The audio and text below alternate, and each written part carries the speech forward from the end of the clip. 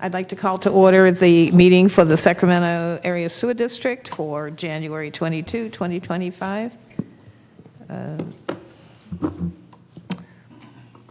Opening the meeting. Could you please take the roll and establish quorum? Thank you, Chairperson Karpinski. Just looking at the directions. Okay. Member Desmond? Here. Kennedy? Here. Rathel?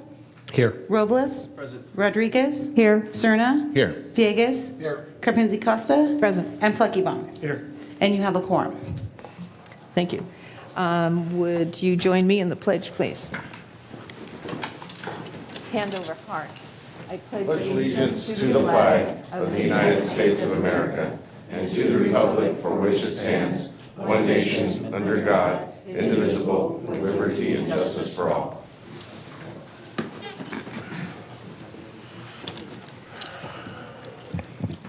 Can you please read the statement for public comment? This meeting of the Sacramento Area Sewer District is live and recorded with closed captioning. It is cablecast on Metro Cable Channel 14, the local government affairs channel, on the Comcast and DirecTV UVerse cable systems. It is also live streamed at metro14live.saccounty.gov. Today's meeting replays Sunday, January 26th at 9 a.m. on Metro Cable 14. Once posted, the recording of this meeting can be viewed on demand at youtube.com/Metro Cable 14. In accordance with the Government Code 54952.3, compensation for meeting of these legislative bodies is required to be verbally disclosed. The amount of $100 will be paid for each member participating today as a member of the Sacramento Area Sewer District. Compensation for Sacramento County supervisors and City of Sacramento council members is paid to the county and city respectively to partially offset the cost of those governments. Compensation for other board members is delivered to the individuals. To make an in-person public comment, please complete a speaker request form and hand it to the clerk. The chairperson will call your name when it is your turn to make a comment. You may send written comments by email to boardclerk@saccounty.gov. Your comment will be routed to the board and filed in the record. And that concludes the clerk's statement. Thank you. I noticed that the bus just pulled up and we have some new additions. So I see that Member Sander has joined us, Member Kaplan, and Member Dickinson Member is here. Dickinson. Okay, thank you. thank you. Moving on to item 1, consent matters. This is a contract to approve the selection and agreement with Longitude 123 Inc. for engineering and environmental services for the evaluation of pipeline removal or abandonment. Are there any public comments on this item? I did not receive any speaker request forms. So moved. Second. So a motion by Kaplan and a second by Desmond. Please vote. You'll have to manually record me. My name does not appear on attendees. Okay, I'll just close the vote and take a voice vote. Oh, it just appeared. I have to take the voice vote because Director Sanders' name isn't there. And Or my name it just showed up. appears. Okay, Do I Mine get to is vote? also more struggling time. up here. okay. Oh, now vote. Okay. Director Villegas Is that what you guys are doing for the board? and, Are you doing that? Really? Yes, for me. okay, My touch panel is still asking to log in here. okay. And the motion carries with those members present, including Member Rathel.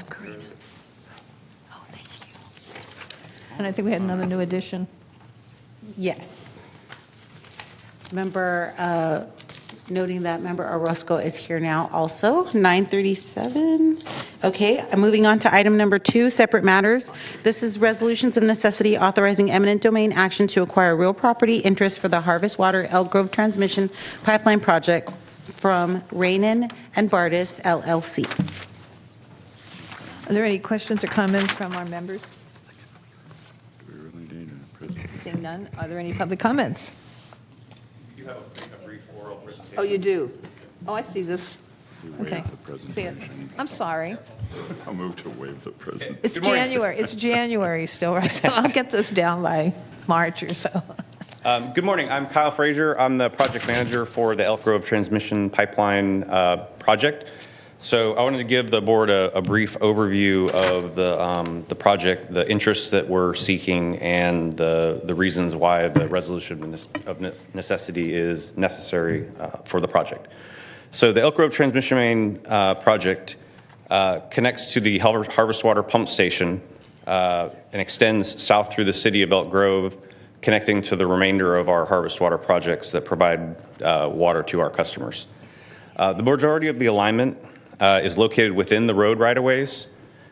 In this particular location, there was not enough room within the road right-of-way due to existing utilities, and then the median had a number of established oak trees that we wanted to avoid. So the best alignment that we could choose was an alignment just next to the road that went through the subject properties. So Sac Sewer is seeking permanent and temporary easements to support the installation, the operation, and the ongoing maintenance of our 66-inch diameter recycled water transmission pipeline. So we first began property negotiations back in October of 23, and we reached, after several months of negotiations, we reached a agreement with the property owners. At that time is when we ran into some issues with vesting. So the properties are owned by an LLC, and during the time period, one of the owners of the LLC passed away. So as we moved forward with processing the easement acquisition, it was determined by title that the existing trust and Hegstead petition did not allow sufficient interest in the property to be signed over to Sac Sewer. So at that point, we talked to the property owners and reviewed the options on how to move forward. And one of the options was to have the property go back through probate to have the interests assigned reassigned to the proper heirs.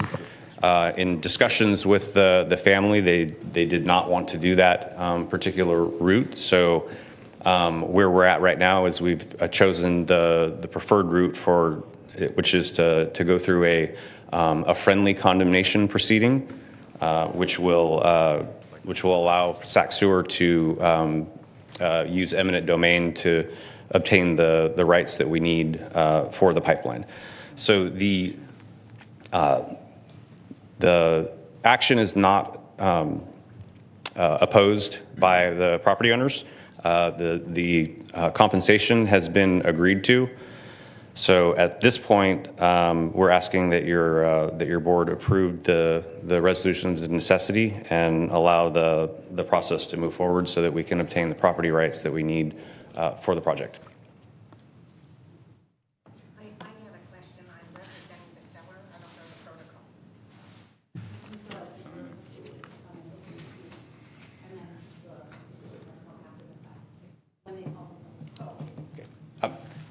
Are there any questions?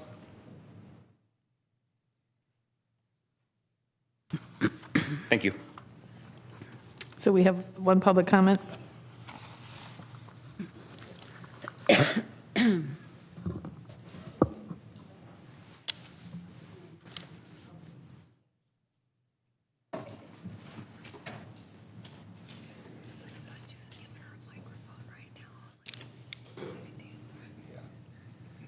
Good morning. I'm Lori Rispoli, and I work for Ryan and Vardis Homes. And the gentleman is correct. This was how this came about. But I do have a question regarding the property taxes. It would have been our preference that these properties were taken in fee title by the county, but they didn't want to do that. So they're going to remain in the name of Ryan and Vardis. And these entities were terminated in 2010 because they were no longer viable. These are remnant properties from an Elk Grove Meadows project that was developed over 20 years ago. But there are some small property taxes bills coming. However, we hadn't been receiving them because we moved offices a couple of times since these properties were developed. And I spoke to the tax default section recently, and one of the bills is probably going to go to tax sale next year for non-payment. The amount to clear is $35.88, and had we gone through escrow, we would have taken care of that. But we didn't go through escrow for the reasons that that gentleman mentioned. So my question is, whose responsibility is it to pay these back taxes? And if the county had taken fee title, I believe the tax bills would have ceased to be issued because the property would have been in the name of the county. But they're only taking an easement, so they're remaining in the name of Rhinan and Bartis. So should the property go to tax sale, I'm wondering if that back amount is going to be forgiven by the tax collector, and what happens going forward with tax bills. And if this does go to tax sale, would the county purchase it at that time? Does,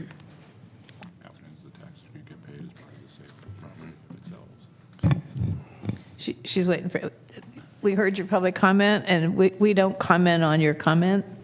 We have to, you deal with staff? No, we do. So I'll just jump in real Okay, to quick. have I can't counsel. answer your questions right now. Appears to be a new issue. okay. But staff will work with you and we'll figure out what happens to those back taxes. Did you say 3,588? Yes. Okay. Okay. And if it goes to tax sale, then what? That's my other I question. can't even Yeah. give advice at this point. And Okay. this is the sewer district, so the sewer district wouldn't be selling your property, the county would. So we would need to look into what exactly has happened with these back taxes not being paid. Okay, thank you. I believe Director Dickinson has comments as well. No, that's fine. I think you started to answer it. I mean, the standard is when the property gets sold, if it's a tax sale, the back taxes are going to get paid as part of a sale if the property sells. And then whoever buys the property would be responsible for any property taxes going forward. It's not complicated.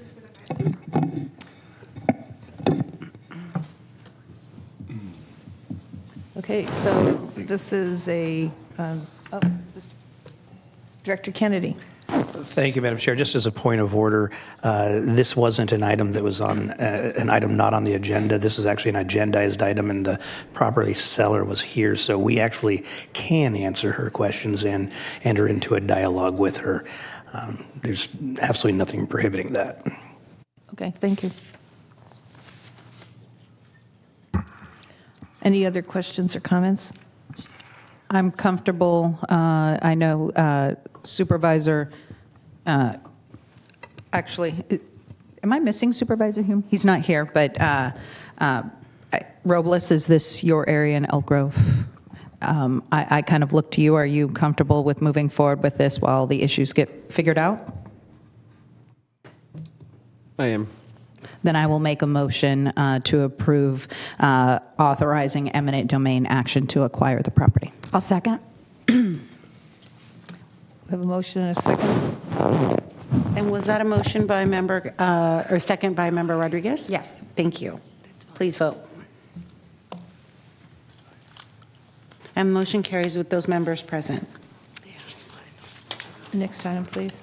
Item number 3 is a separate matter. This is to fill 2 vacancies on the Investment Advisory Committee, and there's a presentation by Director of Finance, Tepa Banda. Good morning, Chair and members of the board. I don't have a PowerPoint presentation for this. It should be fairly short. So the Investment Advisory Committee is a standing committee of the board, so it's subject to Brown Act rules. It was formed about 3 years ago in 2021 when the district decided to establish an investment program for its strategic reserves. Prior to that, all the district funds were invested by the county treasurer in the local investment fund. So in 2021, the district decided to move those funds and invest them separately. So as part of those actions, this investment advisory committee was formed. The committee has 3 board members on it, but right now there's only one. Director Valenzuela left the board in November last year, and early this month, Director Aquino from City of Folsom also left. So we have 2 vacancies on that committee. So that's why we're asking for volunteers. There are no specific qualifications to serve on this board. The main task for this committee is to review the investment performance for our program. So They meet for 3 months, quarterly, to review performance on the prior quarter and provide any type of guidance to staff and our investment advisors. The next meeting is in February 26. After that, we have 3 more meetings this year, in May, in August, and in November. So it would be ideal if we could have 2 members by our next meeting in February. So that's the item, that's the ask, is for 2 volunteer board members to serve on this committee. Well, I have 1 volunteer already from the city of Folsom, our newest member, Director Rachel. So I preferably would like somebody from the city of Sacramento to replace the city of Sacramento vacancy. Is there anyone from the city of Sacramento that would like to punch in? Yeah. Who's not here? Wait, who's not here? Let's recruit them. Jennings and... If not, we'll just take how about the city of Elk Grove? Elk Grove. Share the will. I think they said Sacramento.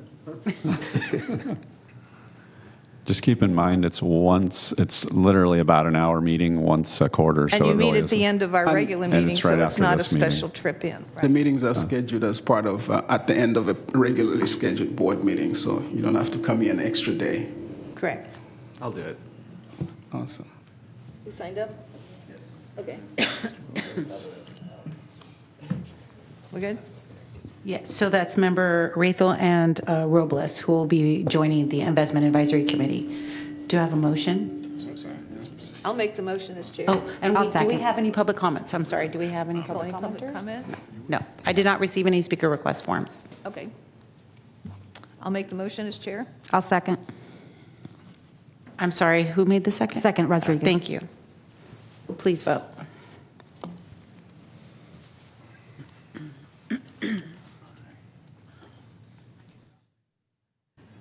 Unanimous vote with those members present. Thank you.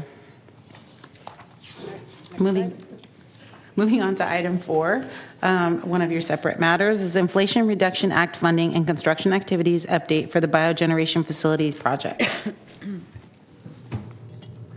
Good morning. Can you cue the presentation for item 4, please?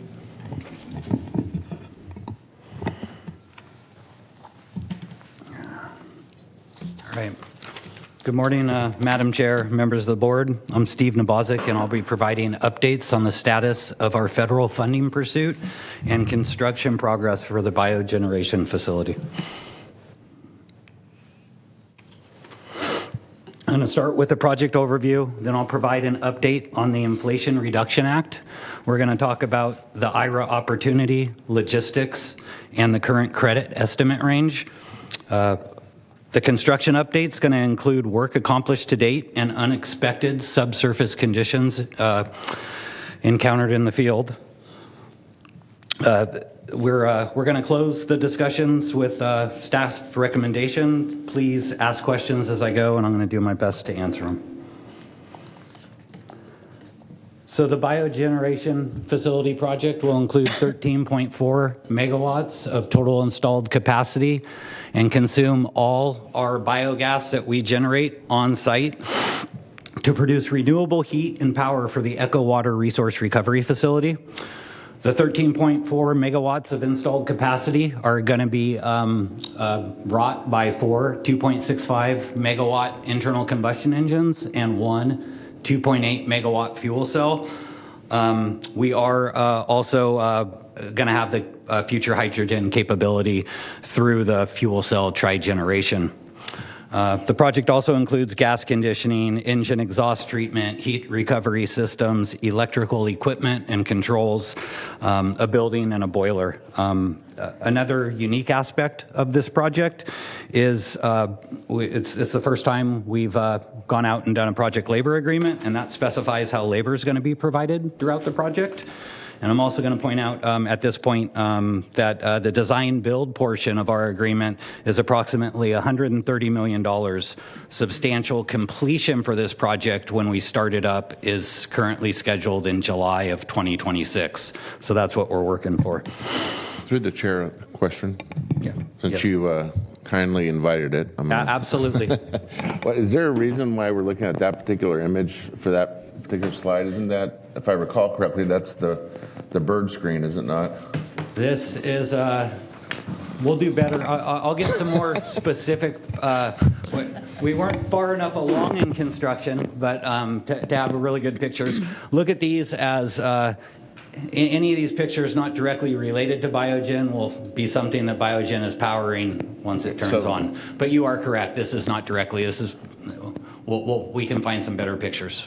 So this location where this part of our plant is, or this element of the plant is, that's not necessarily where any of the Biogen equipment will be located, or is it? No, it's not. The Biogen equipment will be located directly north of the digesters. Got it. Thank you. All right.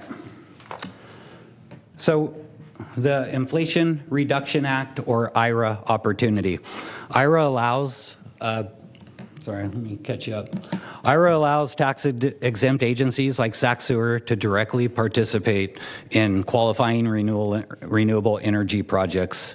It was announced during Biogen's development, and staff acted quickly to ensure that the project contract requirements aligned with new program rules for the combined heat and power systems. We were already doing the right project, so alignment involves doing it the right way. And when I say we were already doing the right project, I mean the combined heat and power systems are eligible systems in the IRA funding guidance. And the two energy properties that we're using to make our eligible system are also eligible energy properties. That's the internal combustion engine and the fuel cell. So the last part is making sure that we're doing this the right way. And the way we do that is we make sure that we meet the federal prevailing wage and apprenticeship requirements, the domestic content requirements, and we begin construction by December 31st, 2024.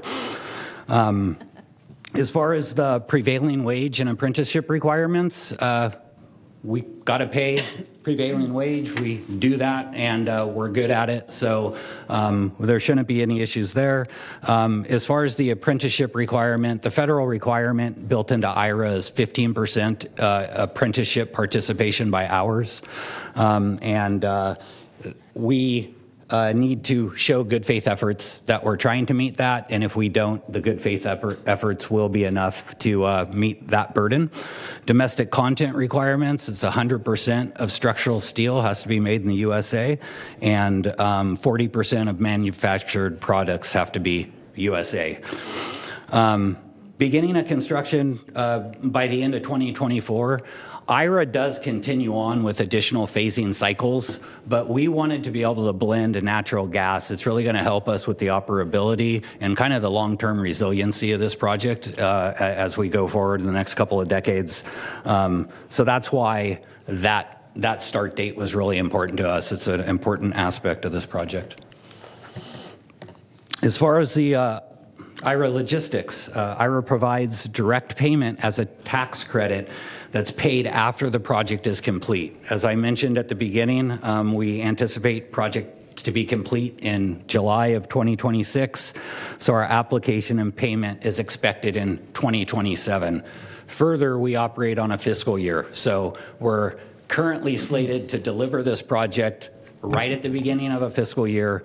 If that holds true, we would be applying for payment at the beginning of the next fiscal year. Question. Yes. So given what you just mentioned about the sequence of how we would benefit through IRA for this project, more or less kind of coming at the end of the project, what, if anything, is at risk given the change in administration? So great question, and kind of the elephant we knew that was in the room coming today. We don't have a crystal ball that gives the answer, but we can give you our best advice is with where we sit inside the IRA tax credit, we're in a better position than folks that are lining up for IRA funding directly from grants or loans. Those are likely going to be the first items, as we understand it, that the new administration might pivot off of. It's the easiest to pivot off of. So we sit in the tax credit. As a tax credit. It's our understanding that the IRS has already made a couple potential moves that will make it harder to claw back what we are going for. It's a low moderate risk is what we're hearing from consultants, tax advisors, things like that for our current positioning in the IRA package. Has the express question been asked of our consultants whether or not any of the IRS involvement can be shaped by executive order? I haven't received that direct feedback. I can ask that direct question. I would encourage you to ask that question. Mr. Dickinson has a question. I'm just curious, if the payment is in the form of a tax credit and the agency is tax exempt, how can we apply a tax credit? How can we receive and how can we apply a tax credit? Yeah, the IRA really leverages Section 48 of the IRS tax code, and Section 48 is built. It's called the investment tax credit, and I think a lot of your board are familiar with the solar array that we built out at the treatment plant. There was no concessions made to Section 48. So at the time we built our solar array out there was no way for us as a sewer agency and a tax-exempt agency to leverage any of the funding. We had to go through a private party, and that's why we have our power purchase agreement to grab that 40% of funding. What IRA's done is it's made significant changes to Section 48 of the tax code to allow direct participation by a tax-exempt agency. So while it sounds obtuse, I guess, it just doesn't sound right. Yes, we are. The Section 48 changes allows us as a non-tax-paying entity to directly apply and receive the tax credit. I see. So you're using the term tax credit, but it's not really a tax credit. It's really a rebate, a discount, something along those lines. Correct. It's the way the IRS has shaped it for us. Okay. Thank you. Yeah. Member Villegas, please. Thank you, Madam Chair. Thank you, Steve, for the update. So it says in here that the geotechnical discovery was slightly different than our original engineer's estimate on some of the challenges there. I think it says that you'll update us in January. Are we worried about that, or is that still going to likely be within the originally approved budget, or what's your thinking on that? If you'll afford me a couple more slides, I'll get directly into okay, thank you. Thank you. All right. So, again, IRA provides direct payment to us. Our current focus is to deliver this project in accordance with the requirements and establish and maintain our eligibility. So Amoresco's contract includes requirements and it has penalties and incentives. They have a $2 million incentive, $2 million penalty to help do everything that we need to do to secure this funding. And there's a fair amount. We're a lot of third-party non-disclosure agreements, so we can work with vendors and us not know pricing, but our tax. So there's a lot of work that Ernst Young, our tax advisor, is doing behind the scenes. Ernst Young has reviewed our project scope and contracts, and they've offered a positive tax position. And when I say that, it's a positive, or it's the best we're going to get from a tax advisor. And it's in terms of our project eligibility and us meeting the start of construction. So us getting in the door so we can do the things we need to do, meet PWA, meet domestic content, and receive funding. No other actions are required other than monitoring and enforcing the contracts. So a significant milestone was meeting the beginning of construction. because it was a make or break deadline for receiving any tax credit. We just want to take a second to acknowledge the Sacramento Metropolitan Air Quality Management District for partnering with Sac Sewer on the permitting reviews and emission credit actions. It was a pretty complicated project. We have a unique air permit arrangement, and live in kind of a unique world with something we call an umbrella permit. We share some emissions with SMUD because of the nature of their Carson facility. So it was a lot to unwind. The Air District received our applications. They were transparent in our communications as far as timing. They were forthcoming with their needs, and ultimately also did a fairly significant amount of work because we had to grab our emission credits from a couple of different banks based on our project and what we were applying credits to. Just bottom line, they were transparent and communicating all throughout the process, and we're just very thankful to them. Also of the whole Biogen team and Amoresco team, because they were burning the candle at both ends to get our foundation in the ground so we could meet the physical construction milestone.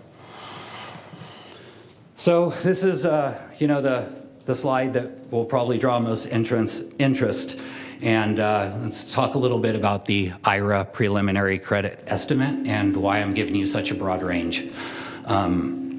The total capital expenditures at the top row there that we estimate being eligible before we do any haircutting for this project are about $150 million. That includes that base DB agreement cost of Amoresco of $130 million. It also includes our owner advisor contract with Brown and Caldwell. It includes our inspection oversight by CMID, Construction Management and Inspection Division. It includes our Ernst Young contract for tax advisory services, and it also includes Sac Sewer labor. So that's the whole pool before Ernst Young has given it any haircuts that they say, and then they take the step and they say, in a typical renewable combined heat and power project, we typically see about 70% of total estimated capital expenditures. They see about 76% turn into eligible cost that apply directly to the rebate.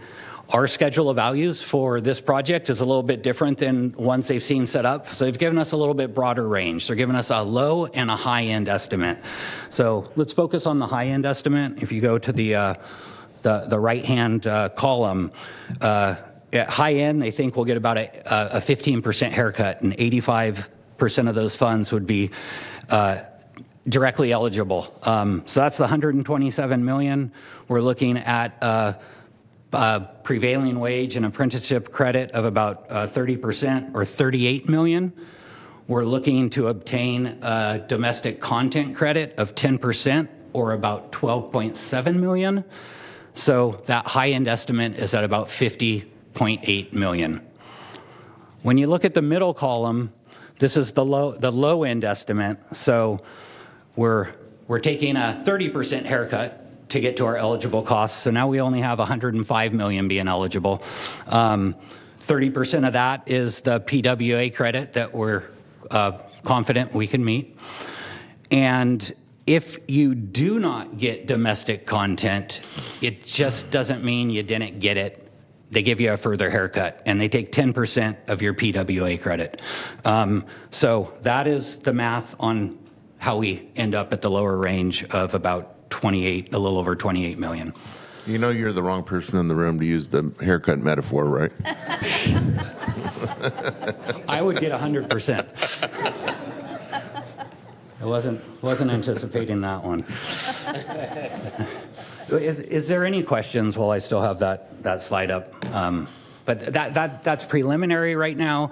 As costs grow, we've already asked you. So to an initial response before I get to your next slide on the change order that we're going to be talking about in the next couple slides, I already have that question in. How is this going to apply? And Ernst Young's looking at it, and they haven't given me a response yet. But that's in the works. All right.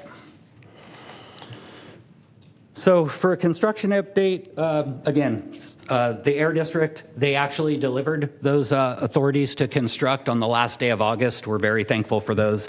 That allowed us and Amoresco to really start committing to getting equipment out there. We were grading the site in October, and we began and finished a good amount of deep foundation work in December, meeting that start of construction target. As far as a appropriate picture, Supervisor Cerna, this is a fuel cell, and it is being unloaded and dropped in West Sacramento. It's been ordered, paid for, and delivered, and it's waiting to come to our site when the site's ready. As far as the engines go, they're in the manufacturing process, and they're going to be shipped out, I think, soon, by the end of January, and we're going to receive them by the middle of March. Other things like the building, we anticipate the building that's going to house the engines going to be there in March. We have a lot of electrical equipment, the boiler, gas conditioning equipment coming between spring and summer. It's just a lot of stuff, and a lot of the smaller balance of plant equipment is also in the order of being ordered and shipped. So, just a question, comment here. Is it possible that when this part of our plant comes online, that you could offer board members a tour of what we're doing? Absolutely. Where I know we've been rich on the availability of tours in the past, and this is a pretty impressive addition to the plan. So, yeah. Thanks. Okay. All right. So we talked about some of the good news and some of the milestones. Now, maybe it's not the not so good news, but what they say in construction, it is what it is. So when we did encounter differing site conditions. Liquefiable soils were encountered during Amoresco's subsurface exploration. The conditions weren't expected or observed in previous work. We have a lot of work out there. We have work all over our property. We don't have anything in any of the nearby adjoining sites or on that site that would lead us to think that deep foundations were needed. But Amoresco was required to go out and do their own due diligence because they're going to be the geotech of record that's going to be signing off on this. They encountered a layer of liquefiable soils. Some of the geologists and geotechs working on the site, both for Amoresco and our owner advisor that has fact-checked their work, seem to think it might be one of the old creeks before it was channelized, be it Morrison or Laguna Creek, that kind of meanders through our property, and they've been channelized since. But we definitely picked up a lens of liquefiable soil, and it's something that we have to deal with. So, to that end, the Biogen Change Management Board has been established. The original contingency approved by the board, which was 4%, amounted to about $5.5 million. For the whole changeover, we're getting to that magnitude. So what we're trying to do right now is tally up all the costs. We wanted to let you know about it while we're here. We're trying to get the full dollar value, and we are planning to come back to your board as soon as possible to talk to the specifics of the magnitude on the monetary end of the change order. Do we know the lateral length of the lens? In other words, do we know whether or not that lens could affect other future construction projects that require deep piling? We're kind of built out in the area, so our other projects in the area have not encountered that yet. And we were in kind of a unique situation, and it all kind of comes back to IRA. We had the Inflation Reduction Act and that funding and that start of construction date. So if the IRA funding was not on the table, there is potentially a world where we further define this area and spend time, or we maybe do some in situ remediation, deep soil mixing, things like that. just a lot of money to let go, the IRA money, and we really needed to hit that construction target. So we really weighed heavily on our owner advisor Geotech backing and challenging, but ultimately backing what Ameresco's Geotech designer put together. So future projects, we're definitely going to be looking for it. You know, there is vacancy on the east side where a future digester, if we go that route in our solids, infrastructure, would be sitting on, and it'd be pretty logical for us to do a little bit additional subsurface exploration in advance of using some of the vacant sites in that area to directly answer your question. I'm kind of sorry I appreciate it. Probably provided more than what you wanted. Director Dickinson? I'm just curious, are you saying that essentially the entirety of the contingency will be consumed by the additional cost for the deep foundation work?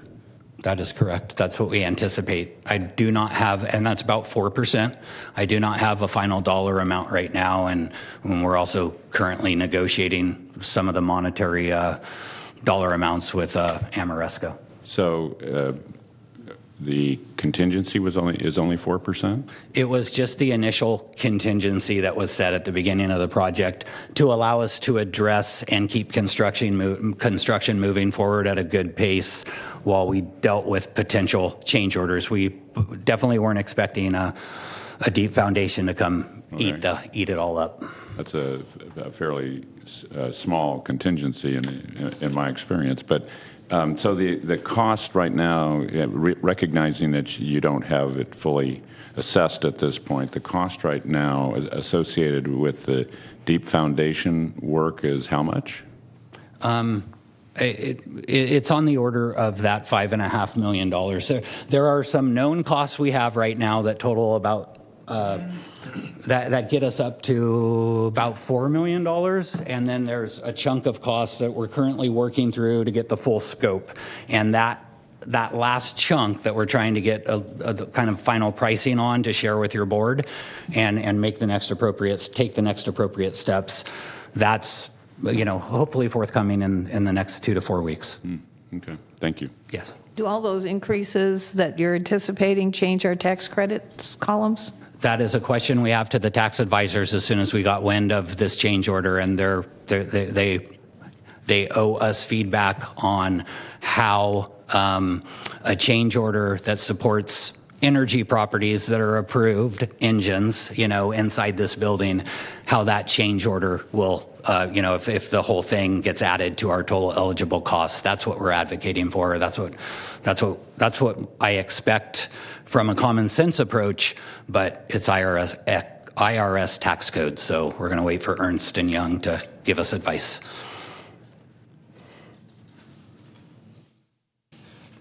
All right, so I think I made it pretty much to the end of this slide here.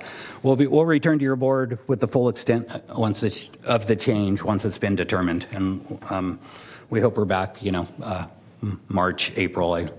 I don't know exactly what the board timing and I don't know exactly which one it will be. Any other questions or comments from our board? So just I'll wind it up. Our recommendation is to receive and file this presentation and let us return to your board with more information on that change order as soon as possible. And if there are more questions, I'm happy to take those. Currently not. Is there any public comment? I do not have any public speaker request form. So this is just information only, receive and file, so no vote needed? Yes, ma'am. Thank you. Thank you. Watch out for those haircuts, though.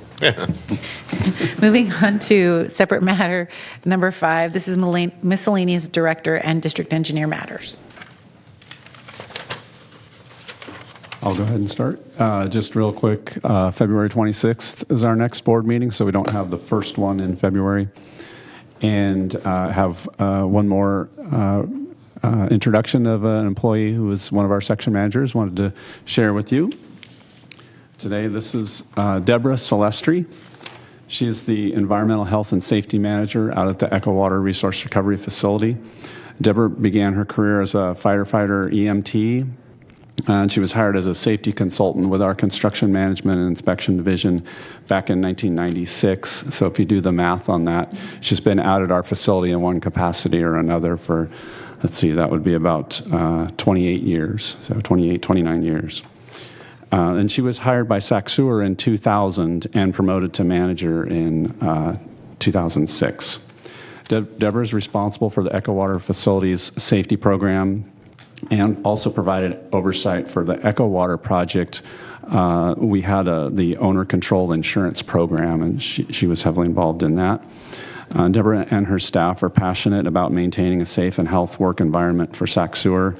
Deborah and her staff's efforts have allowed the Echo Water facility to recently be awarded CWEA, that's the California Water Environment Association, their Sacramento Area Section Safety Plant of the Year winner for 2024. So we're actually in February going to an award ceremony to pick up that piece of hardware. So thank you very much, Deborah. And that's all I have. Well, speaking of pieces of hardware, we did pick up our Opal Award from the American Society of Civil Engineers in San Diego last week, and Mr. Lundy proudly represented us, and I was there, and I was proudly representing us.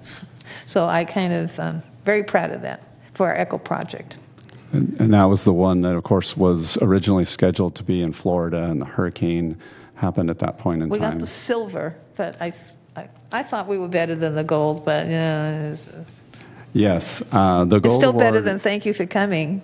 The gold award the project was pretty impressive, though. It was definitely a worthy opponent. It's a bridge in Los Angeles, had a lot of historical context, had parks and bike ramps and all kinds of arches. So we were joking about we'll need to put more arches and things in our next Echo Water project. Okay, so anyway, is that it for you? Yes. Moving on to item number 6, this is comments from the public on issues not on the posted agenda, and I do not have any speaker request forms. Looks like we have no miscellaneous items. No, we do not. And if there's nothing else, then we are adjourned.